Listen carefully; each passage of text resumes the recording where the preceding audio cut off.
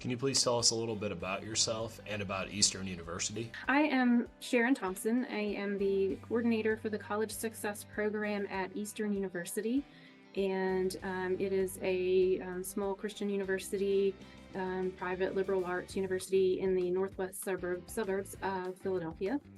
And I'm a licensed psychologist with over 20 years of experience, and my prior specialty was trauma, and I've been deeply involved in the autism world for over 10 years now.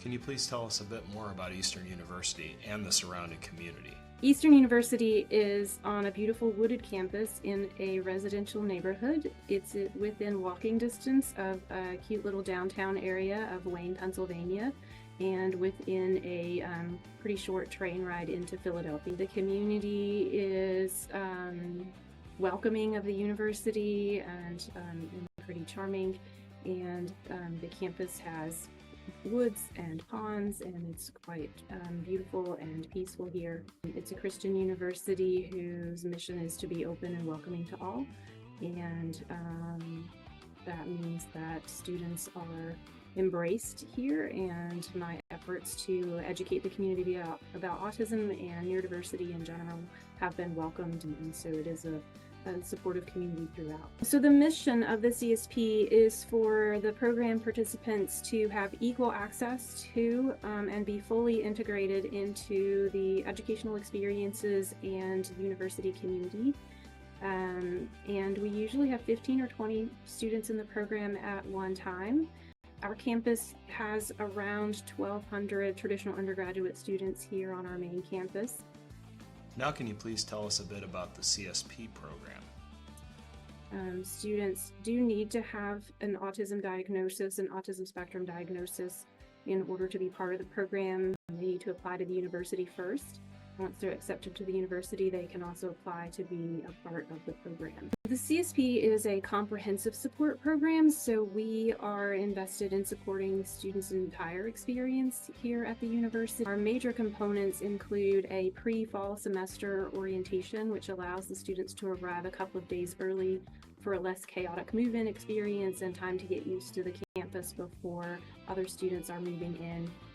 We have a weekly skills group which covers social skills, academic skills, vocational readiness skills, self-care, any other things the students want to focus on. Each student also is assigned an undergraduate peer mentor to meet with weekly, and they can focus on academic or social things or both.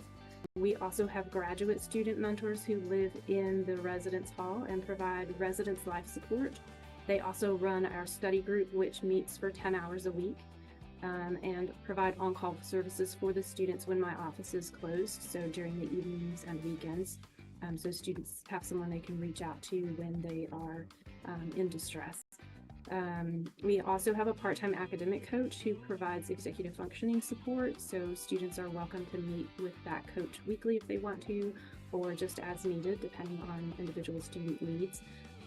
What are some of the strengths of the CSP program? So one of the things that I like about our program is that we are small enough that we can really individualize the program and tailor it to the specific needs of the student. So some students will need a lot of academic support and not much social support. Other students will need very little academic support and a lot of social support, and some students need a lot of support in both areas. And we're able to adjust the program components to meet the students' needs. Each of the students does meet with me weekly, at least initially, for setting goals, academics and social goals, as well as vocational readiness goals. And then as students get more independent, they can choose to meet with me less often if they would like. So we have the components available, and the student can use what they need at the time, and sometimes they need more of the components, and other times they may need less. And so the program is designed to stretch or shrink depending on what the student's needing at that particular time. Can you please discuss housing options at Eastern as well as CSP fees? There is a cost associated with the program. We have two tiers. We have a residential program, which is the primary program. It's intended to be a residential program, and that's at this time it's $4,845 per semester. The fee is set by the administration, and it's always available in our published tuition and fee schedule. We also have a tier for commuter students, so they're not living on campus and they're not receiving the residence life support, so they pay a lesser fee currently, which is $3,876 a semester. So students can live in Hainer Hall, which is where single rooms are located. So students who participate in the CSP get priority consideration for a single room, as long as we have single rooms available. And if they do that, they'll be in Hainer Hall, which is where the graduate mentors live.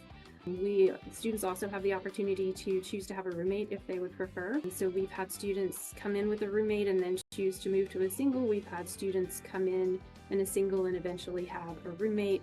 And we've had students who've been in a single the whole time. It's really up to the student. I like to talk with the students ahead of time to assess where they are with things. How would they feel about having a roommate? How do they think they would handle that? What are their needs for quiet time, things like that, and get a sense of what would be best for them, and then we go from there. If students do choose to have a roommate, we certainly can provide support with that. We have a handout students can use to guide them in talking with their roommate if they choose to disclose their diagnosis to their roommate, and we can coach them on ways to communicate with their roommate about setting boundaries and things like that. How about career services support? We try to attend to career things throughout. So with students at the beginning, we may be talking more about finding a major that's a good fit for them, taking classes that are consistent with what they're hoping to do in the future. As they get closer to graduation, we may be talking about on-campus jobs or internships. We have a really great career development center here at Eastern, and they are fully educated on neurodivergent candidates' needs, and so we partner directly with them to work with our students. And they'll work with students one-on-one. We've done a virtual career boot camp with recently graduated students to help them on their next steps, and the Career Development Center has sent people to talk to our skills group about various things like interviewing skills or how to look for internships or things like that. So we don't have a career component that's separate because our Career Development Center is so great. We just partner with them to help students meet their needs. How about academic support services at Eastern? So we have an academic resource center, which includes our testing center for students with accommodations. It includes peer tutoring and our writing center. And we work very closely with them. Students who participate in the CSP can be assigned a writing assistant to work with them each week instead of having to just sign up as they go. That allows them to have consistency, to get to know their writing assistant, and for their writing assistant to get to know them so that they have more consistent growth across the semester. Our peer tutor coordinator works closely with me to make sure that students in the CSP get priority assignments of tutors. I reach out to the tutors who are assigned to work with our students and offer them the opportunity to meet with me to get some information about autism and some training in communication skills that may be more effective with students on the spectrum. So we have a very close relationship with the Academic Resource Center. And when it comes to testing accommodations, the coordinator will reach out to me if she has questions. If she remembers that one of my students is in a class that she's getting test requests for, she'll reach out to me and ask if they need to schedule. So we have a lot of close communication and make sure that we're really supporting the students. We also have a close relationship with the Office of Disability and Access. We used to be housed in the same department. Our Academic Resource Center also used to be housed in the same department, so that's part of why we have such close relationships. The Office of Disability and Access will send students to the CSP, and the CSP will send students the other direction as well. And we usually talk during the process of determining a student's accommodations just to make sure that we're covering all the bases. And making sure the student's asking for everything that they've had in the past and that they may need while they're here at the university. And if students are having problems with accommodations, then I help them connect with the accommodations counselor to make sure that things are handled in a way that allows them to access everything they need. How about supporting students' social connection? So the CSP offers planned social events at least a couple of times a month. Sometimes those are CSP specific events, like we may have CSP game night, or they may get together and paint. But sometimes it's a group of students going to a campus event, maybe the open mic night or a theater, or sometimes going into the community and going to get frozen yogurt or going to the little movie theater in Wayne. So we have those events regularly. The peer mentors work with the graduate mentors and the students to figure out what they're going to do and plan those activities. How do you define CSP student success? I really approach success for students from a developmental perspective. Our goal as a program is to meet students at their current developmental level. And so we know sometimes students will regress a little bit when they have times of high stress. And we try to increase services to them at that point to meet them where they are. My goal is for students to eventually understand how their own brain works so that they know what's going to work for them and that they can adapt any strategies that they have to work best for them based on how their own brain works. So when we have students start to show progress, I like to ask them what's working and what's working about that. Why is that working for you? And what's not working, what do we need to do less of, so that the students are really starting to understand themselves and how they work.